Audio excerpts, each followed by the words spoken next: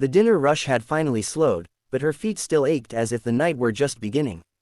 Emma wiped the counter with tired hands, her apron stained with coffee and gravy, her smile practiced thin after 12 hours on her feet. She was a single mother, and every shift mattered.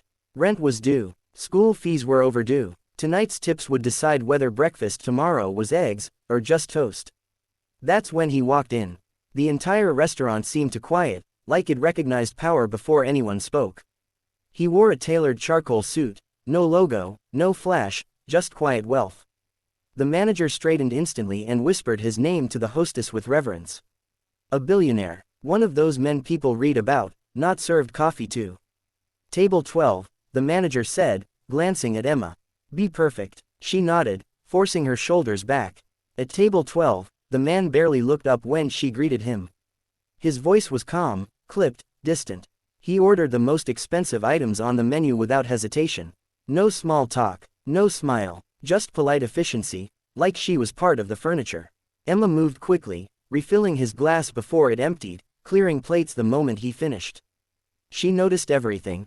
The gold watch peeking from his sleeve, the way other customers whispered, the tension in the air around him. She also noticed what he didn't do. He didn't say thank you. He didn't ask her name. As she worked, her thoughts drifted to her son, waiting at home with a neighbor, asking if mom would make it to his school play this week. She silently prayed this table would tip well. One generous customer could change her entire week. The bill came. Emma placed the leather folder down gently, her heart pounding harder than it should. She walked away, pretending not to watch, but every nerve in her body was tuned to that table. After a moment, the man stood, buttoned his jacket, and walked toward the door without looking back. She hurried over, her breath caught. On the receipt, written clearly in sharp black ink, was a single brutal number. $0. No tip. Her throat tightened. A hot wave of humiliation washed over her. Other waitstaff glanced over. Someone whispered. Her cheeks burned as she stared at the paper, wondering what she had done wrong. Was she too slow, too quiet, too invisible? Emma blinked back tears. She folded the receipt with shaking fingers, trying to swallow the familiar ache of being overlooked, again. She bent down to clear the table, ready to move on, ready to forget. And that's when she saw it. Something tucked neatly beneath the plate. An envelope, plain, white, waiting. For a moment, she thought her exhaustion was playing tricks on her eyes. She glanced around the restaurant. The billionaire was gone. The door had already swung closed behind him.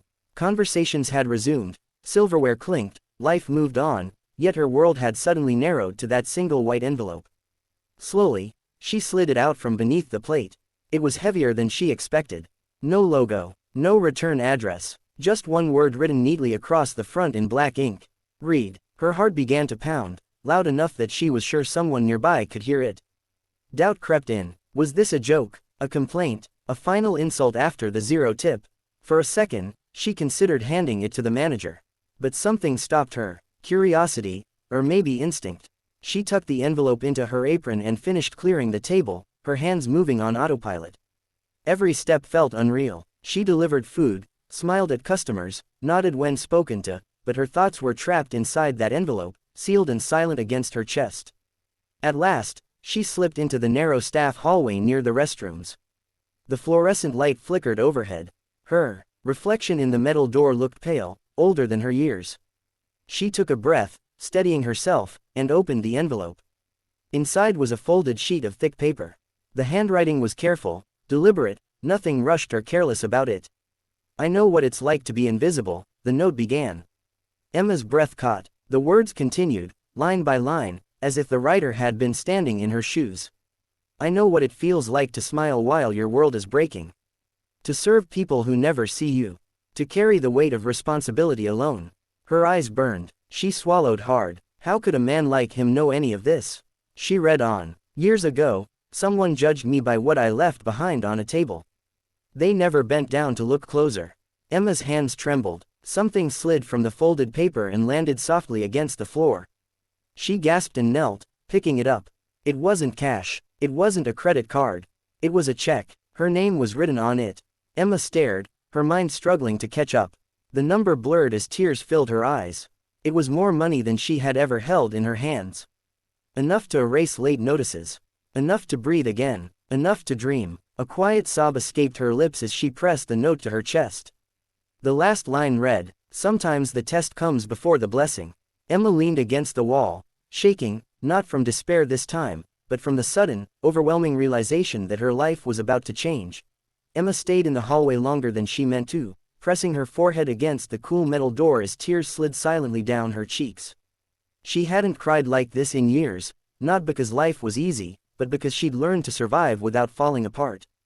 Tonight, the walls she'd built finally cracked. When she returned to the dining floor, everything looked the same, but it felt different.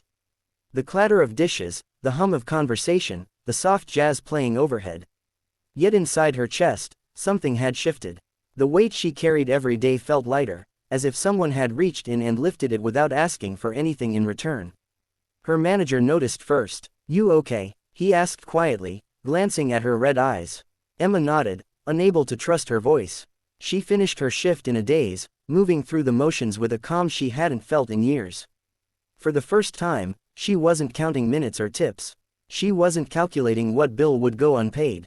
Hope, real hope, walked beside her with every step. When the shift finally ended, Emma stepped outside into the cool night air.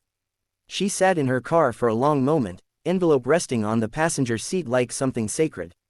She reread the note once more, then again, letting every word sink deep. At home, her son was already asleep, his school backpack resting by the door. Emma knelt beside his bed, brushing his hair back gently. Her chest tightened as she imagined all the times she'd promised things she couldn't deliver, a field trip, a birthday gift, a weekend without worry. She whispered, "It's going to be okay," though she wasn't sure if she was speaking to him or herself. The next morning, she went to the bank. Her hands still shook as she slid the check across the counter. The teller's eyebrows lifted in surprise, then she smiled warmly. It was real. All of it was real. Over the following weeks, Emma paid off debts she'd been dodging for years. She moved to a safer apartment. She adjusted her work hours so she could attend her son's school events. Life didn't turn perfect, but it turned possible.